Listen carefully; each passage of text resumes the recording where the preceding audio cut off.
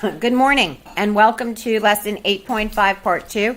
Today we're going to pick it up. It's example 2 in your notes on the first page of 8.5, and we are going to learn about factoring by grouping. Factoring by grouping is an important technique that we can use when having to factor 4 or more terms. So we have our original expression, which is x squared plus 2x plus x plus 2. In our next step, we are going to insert parentheses. And I'm going to just say something. Most of the time, the way that they're going to present the problem to you, it's going to present it in a correct order, meaning it's easy to group the first two terms together and then to group the second two terms. So we're going to insert parentheses around the first two terms and the second two terms.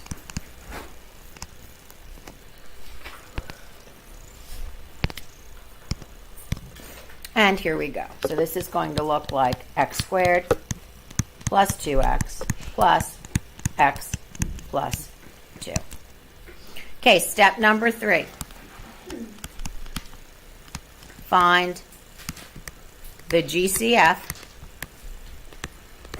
of each parentheses and factor by the distributive property. So basically, everything we did yesterday, we're doing now.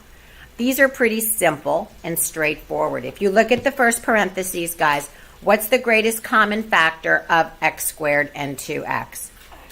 X. So this would become x times what? X plus 2. Now look at the second set of parentheses. Do they have anything in common? They have nothing in common except for the number 1. So 1 would be the greatest common factor times the quantity x plus 2. I'm going to give you a very big hint. If you factor these correctly, what is in parentheses will always, and it must be, identical. It's the same exact thing. Are you with me? Okay, well, we're almost done. This is the only part that I really want to emphasize. So listen as I say it, watch me as I write it, and I'm going to write it for you down as well. I'm going to say it first, so everybody look up at the screen, please. Your answer is the greatest common factor from the first parentheses, the greatest common factor from the second parentheses, and either the addition or subtraction sign between the two. So my first factor would be x plus 1. Does everyone understand one more time how I got that? The greatest common factor from the first parentheses, the greatest common factor from the second parentheses, with the addition or subtraction sign between the two parentheses. Your second factor is the factor that's the repeater. What is left? It would be x plus 2. That is your answer. Now, if you were to check your work and use the FOIL or vertical multiplication, you would get x times x is x squared, x times 2 is 2x, 1 times x is x, and 1 times 2 is 2. But Miss Urso, we didn't combine like terms. I understand that. I'm trying to start you off nice and easy with a process called factoring by grouping, because in a couple of days we are going to get to problems that you have only one choice but to factor by grouping. So I understand that if this problem had been written as x squared plus 3x plus 2, we would have factored it a totally different way. That's what I'm going to teach you on Monday. It's called the X factor or diamond factoring. It's extremely simple and straightforward. But right now I'm trying to lay a foundation. So one more time, let's take it from the top. Original problem. X squared plus 2x plus x plus 2. If you see 4 or more terms, I want you to use factoring by grouping.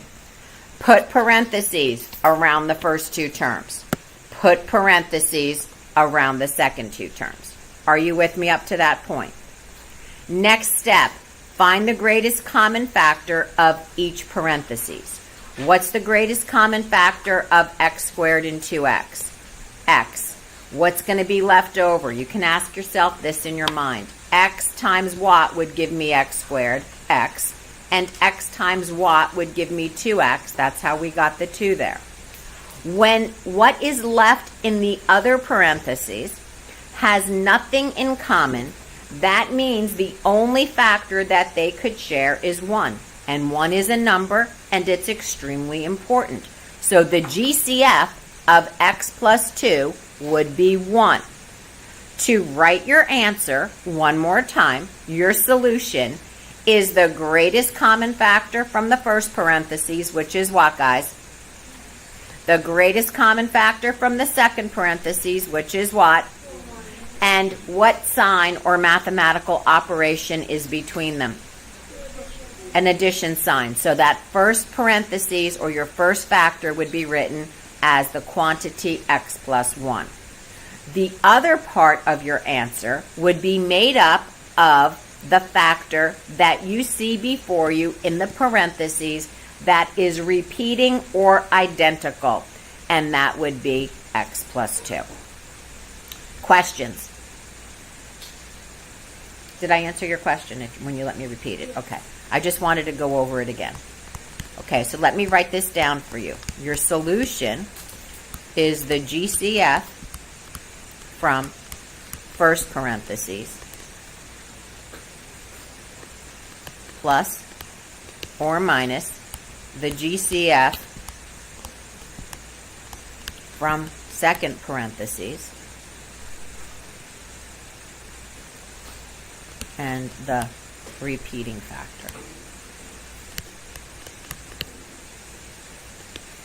Anybody have a question? Let me let you guys try one. You ready? Yes? Hello? Okay, let's give you one to try. Let's try one that's a little bit more challenging. Let's try this one. Let's try 4QR plus 8R plus 3Q plus 6. Original expression. Step number 1. Step number 2. Put parentheses and let's find the GCF of each parentheses and factor. So we have 4QR plus 8R. So I primed factored 4QR as 2 times 2 times Q times R. I prime factored 8R as 2 times 2 times 2 times R. Then I prime factored my second parentheses as 3 times Q and 2 times 3. Now I'm ready to determine and to find the greatest common factor of the first parentheses. So 4QR and 8R. Is everyone with me? Yes? Am I going too fast for you guys? Okay. So they have 1 2 in common, they have another 2 in common, and they have an R in common. So the GCF would be 4R. Does that make sense? So this first parentheses is going to have a GCF of 4R. What's left from the first term, 4QR? And what's left from the second term? Okay. Now let's look and find the GCF of 3Q and 6. Pretty easy. The only thing they have in common is a 3. So the GCF equals what? 3. So this would be 3 parentheses what? Now we already knew it should be a Q plus 2, correct? All right. So who could write the final answer? Good job. Oh, I'm very impressed. Right here. Go.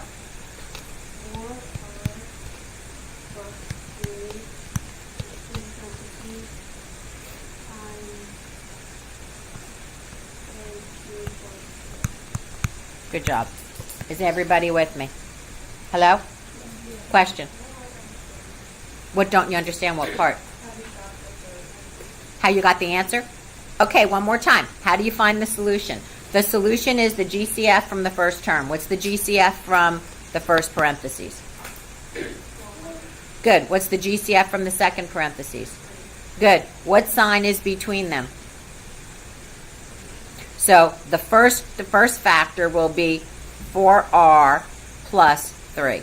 That's how we got that. The second parentheses is made up of the factor that repeats itself.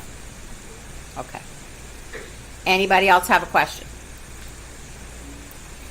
All right, let's let you try one more to see if you guys can do this one on your own, and then I'll leave you alone. Okay. Please don't look in your notes, so if you need to close them, because I'm using problems that are there. Thank you so much. Take out a blank piece of paper or go to your extra note sheet, and let's everybody go ahead and factor this completely.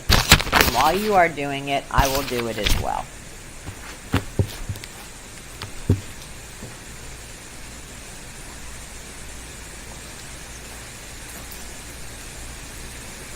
Go ahead and put parentheses around the first two terms and the second two terms. Find the GCF, factor completely. For people who don't like to show work, if you don't show any work, I'm not giving you any credit on these. I'm just going to say it up front. You can't do all of this in your head. Sorry.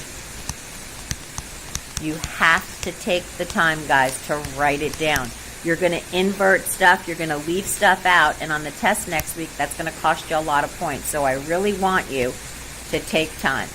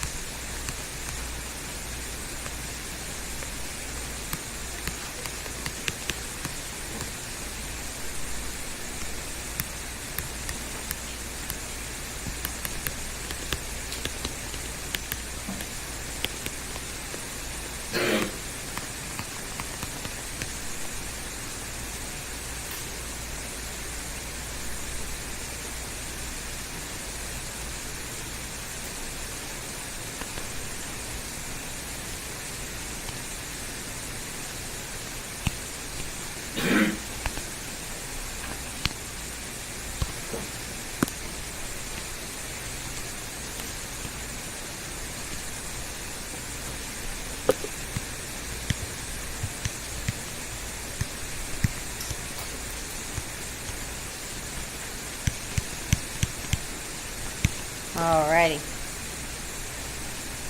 Let's see who has an answer for me. Okay, right in the back. What did you get?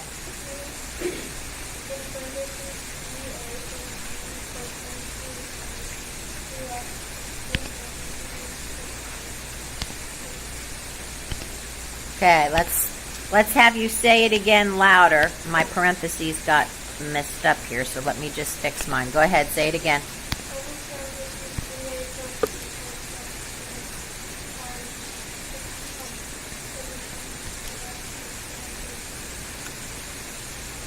Did everybody get that? 3a plus b times 2x plus y?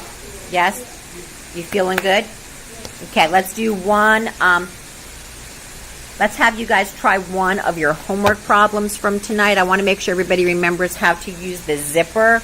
So on page 33 in your homework, why don't you guys all try number 19 and 20? 19 and 20.